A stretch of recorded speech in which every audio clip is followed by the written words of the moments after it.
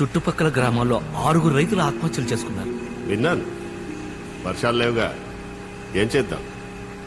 చెరువు నీళ్లే అందుబాటులో ఉంటే వ్యవసాయం తేలికవుతుంది కదా. అందుకని రేయ్, చింతలపూడి మండలంలోకి సరకు పోలేదంట్రా. వచ్చే నెల నుంచి సరిగా పంపించండి. ఇంకేంటి నారాయణ కబుర్లు? నీళ్లు లేక రైతులు ఆత్మహత్యలు చేసుకోవడం కన్నా ఇంకా కబుర్లే ఉంటాయండి. రే, ఎండలు రాబోతున్నాయి. రాత్రులు కూడా పనిచేసి జిల్లా మొత్తం సరుకు పంపించండిరా. ఆ చెరువు సంగతి ఆ చెరువు నాది. చెరువు నీళ్లతోనే ఇదంతా తయారవుతుందనగా. ఇంకోసారి చెరువు గురించి ఎవరైనా మాట్లాడితే చంపేస్తా. పోరా. సొంతూరును వదిలేసి 2 పిల్లల్ని తీసుకుని ఎక్కడికి వెళ్తాం? ఏం చేస్తాం? నా మాట వినమ్మా.